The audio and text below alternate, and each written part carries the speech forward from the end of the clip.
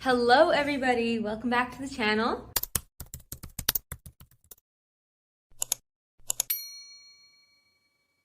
So today we're going to be doing something a little bit different because we're going to be doing my favorite book of 2023.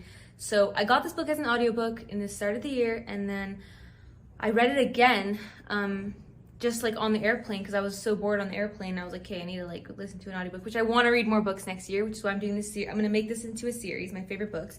And for me, I actually love books about psychology, self-help, human nature. Like, I feel like I'm a nosy person, you know, and I like to just understand people, analyze the world around me, you know, like, anyway, yeah. So the book that we're going to be talking about today, which I think is my favorite book I read this year. I think I got it in like maybe March or something of 2023. And I read it, when I read it again, I feel like I actually absorbed the message. I think the first time I read it, I didn't give it the full energy. But yeah, like, I feel like a lot of people say that, you know, Gen Z is lazy and that there's this whole misconception about the generation that I'm from. And I feel like it's like, no, we're not lazy. It's just a lot harder for us to create good habits and have good systems in place because at the tip of our fingers is so much entertainment. And we can always, like, I feel like people are just hardwired to take the path of least resistance. Like, why would you take the harder path? Which is why so much people are overweight, obese, you know, in America and Canada, because it's like, well, fast food, it's cheap and it's easy. It's a path of least resistance. If you can't afford to make meals at home, or if you just don't have the time for it. But anyway, yeah, that's just like one little example. And then that equates back to why Gen Z kind of seems lazy, because it's like, well, you know what I mean? Like, why would you want to work hard? Everyone's like, oh, there's a labor shortage. The young men don't want to. Why would you want to work hard if you get a remote job, chill in your house in your little furry sandals and just relax? I'm just kidding. Okay, so let's get into it. So why I like this book is, honestly, I feel like it helped me a lot just to understand why the things that I'm doing are working and why my bad habits persist. And just talks about the psychology of habits and just also a lot about how you actually achieve your goals. Because for me, the biggest, like, I feel like myth that I believed until I read this book, or just something that kind of changed the way I saw things, was I always believed that goal setting was the reason that you're successful. Like, having your goals. Like, I literally have a goal book and I write down my goals every single day.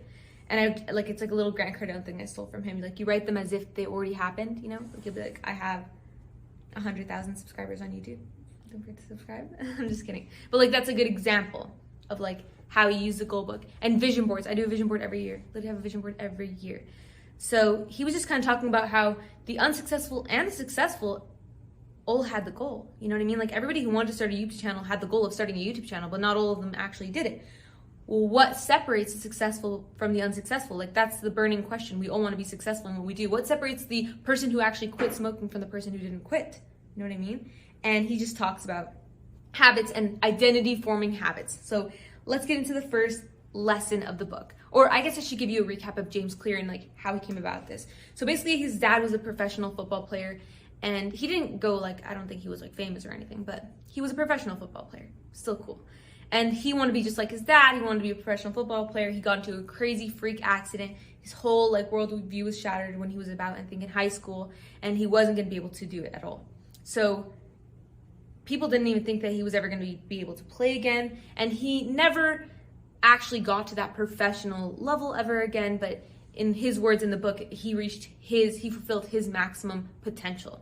And he says, not a lot of people in this world will even fulfill their maximum potential. And he said that the way he thinks he did this was from Atomic Habits. He wrote this book.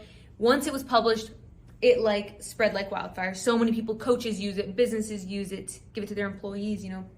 So anyway, the first lesson, I have a laptop here because I'm not going to remember all of this, okay? Small habits make a big difference, hence the name Atomic Habits. So the little things you do every single day dictate the future. You're slowly writing the recipe for your future. It's so easy to overestimate the importance of one defining moment and underestimate the value of making small improvements on a day-to-day. So the first portion of the book, he just talks about, just observe yourself as a person, you know, like, just don't judge yourself. Don't judge the good things that you do, and don't just judge the bad things that you do, but just observe yourself as if you aren't yourself. Think about the things you do, your regular routine, and how much of it is actually replicated every single day. How much you scroll on your phone. Even just go on your watch hours on your phone and see what apps you use. It's crazy to realize how much of creatures of habit we are. Like, I probably have like 5 hours like of TikTok scrolling every single day, and I'm like, oh my God, like that's the thing that I would want to change. And he just goes and talks about how it's slowly forming your life. Like, even as an example, how I ran my marathon, I was just running like 2-3 kilometers a day, or basically 2 to 3 kilometers a day, like just 4 years ago. Like, I did not think that I was gonna be able to ever run a marathon. Like, I never even did sports. I did nothing. I had no background in that. I wasn't even allowed to. I was just doing it for fun. I was probably even just subconsciously, because I was 17, I was finally like had more freedom, just doing it because I was allowed to, because I wasn't allowed to play sports or anything like that. You know, I came from a very strict religious household. So I just didn't think that it was going to snowball like that. But he just basically talks about the snowball and the power of our habits, and just how you have to be careful, and how it can be so overwhelming to even just starting a YouTube channel. It can be so overwhelming to be like, hey, I'm gonna start a YouTube channel. Where do I even start? But it's like, just start with the small things. Just start with little things, a kilometer a day, everything that you know. And anyway, that's like the first portion. The second is forget about setting goals and focus on your systems instead. So we kind of already talked about that a little bit, but he basically just says, optimize your system. So make your habits into a system, make it super easy. Like, for example, I have this setup in my house. So like, this is kind of a, aesthetic vibe. This is kind of an area in my house that stays pretty clean. Like, it's like the living room. So like, people come over, I keep it nice and clean. I have my ring light. I just kind of stash it away behind my little money tree. And it's super easy. I already have my setup ready for me to make my YouTube videos. Or even just, so many YouTubers literally cry about like the upload process, which I didn't realize was such a horrible thing until I just started doing long form content. Because before I was just, on my shorts, which is so much easier. But just optimizing my system so I can do it on CapCut. I just like, okay, yeah, it's hard to explain, but like I have a system that makes it easy for me. My favorite quote from the book, or one of my favorite quotes from the book, is, you do not rise to the level of your goals, you fall to the level of your systems. Sorry, I have to read it. But it just makes sense, right? Because if we're gonna come up on New Year's. Everybody's gonna start making a bunch of goals. I'm gonna get fit. I'm gonna hit the gym. Your girl's gonna whatever, save more money. But if your systems are not in place, you're not gonna be able to do it. So it's just about, he just talks about how you can create these systems, how you can make it easy. Like today, I don't want to film this. Like, honestly, I was like, oh my God, like, I don't feel ready. And he just says like the little things that you can do. Like, so it's a habit forming system. So another really, really, I think, key and important part that I kind of already knew before I read this book, but to change your behavior for good, you actually have to change your identity. Like, if you actually want to change your life, or just change a habit that you had, you can't continue with that same identity. You have to change like a big piece of your identity. And I feel like that already had to happen for me, because I came from such a strict culture. Like, I just, you know what I mean? Or even a good example is a smoker. That's the example that they use in the book. The difference between somebody who's trying to quit smoking, they get offered a cigarette and they say, no, I'm not a smoker, versus the person that says, no, I'm trying to quit.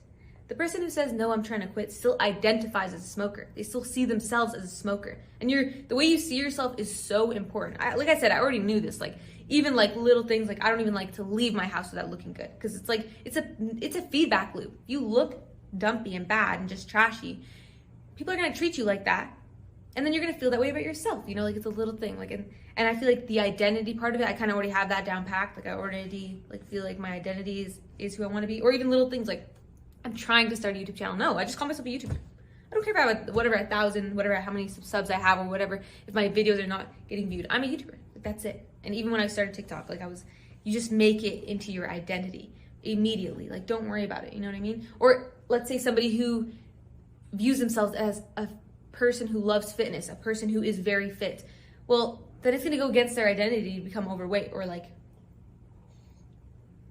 not at the gym. Or me, identify as a runner. So it's going to mess with my identity to not go for that run, to not, get faster or do another race every once in a while. And you can just prove it to yourself, reinforce your identity with the small habits, and then you can slowly just change the way that you see yourself. It's such a powerful tool.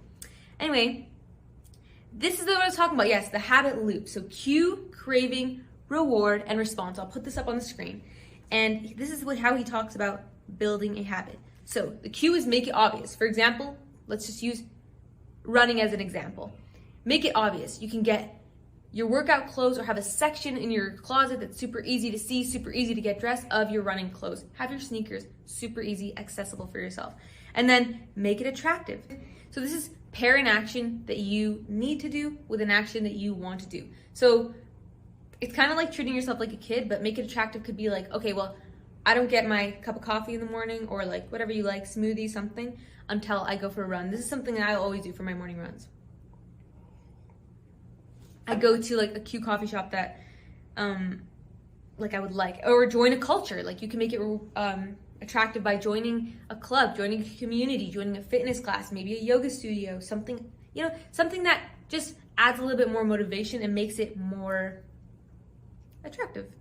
Next, third law is make it easy. So reduce the friction. So that's what I was saying about, oh yeah, we're still going with the running thing. Don't make it crazy. Don't drive to a running path that's super far away. Just run around your block. It doesn't need to be a difficult thing. Don't make it hard. Don't make it expensive for yourself. Don't make it something that you have to go out of your way to do. Just make it something that's natural and can naturally just seamlessly be an addition, a positive addition to your life. And then make it satisfying. Give yourself reinforcements. Give yourself an immediate reward when you complete the habit. Make it rewarding, just be giving yourself reinforcement. So for running, this could be join a race. It's so much fun to join a race. The environment, you can meet all the people, you can have something to look forward to. So that's the like kind of fourth system for it. And then for breaking a bad habit, it's literally that exact system, that exact habit cycle, but in reverse. So don't make it obvious, make it invisible. If it's smoking, get rid of all the cigarettes in your house, get rid of all the lighters.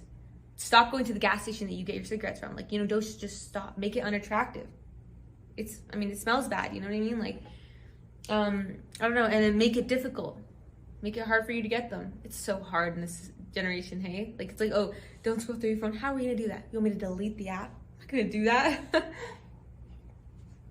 yeah, that's kind of just like the little breakdown. And it's just so like crazy to see how easy it is. I think I love books like this because it makes you understand how easy it can be. You just have to take the time to just change your systems and be consistent. Like there's hope, you know, you can change your life. Like, anyway, yeah, it's just so happy for me. Anyway, let's read one of the couple of best quotes from the book that are the most popular. Every action you take is a vote for the type of person you wish to become.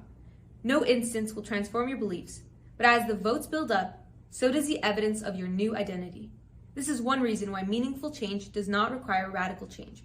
Small habits can make a meaningful decision by providing evidence of a new identity. And if a change is meaningful, it is actually big. That's the paradox of making small improvements. Page 38. Oh my God, goosebumps. Like, am I right? What? That's amazing. This is what I'm talking about. I love that book. Die for it. And that is my 2023 book. Helped me so much with just making systems. I think for me, YouTube was a daunting task. Like I was obviously doing short form content. That's how I build my audience. So long form content is just a whole other ball game, guys. Editing, whatever, like thumbnails, you know, it's like a lot. Like short form, you can just be funny for 6 seconds or just do something entertaining for 6 seconds or 6 to 60, you know what I mean?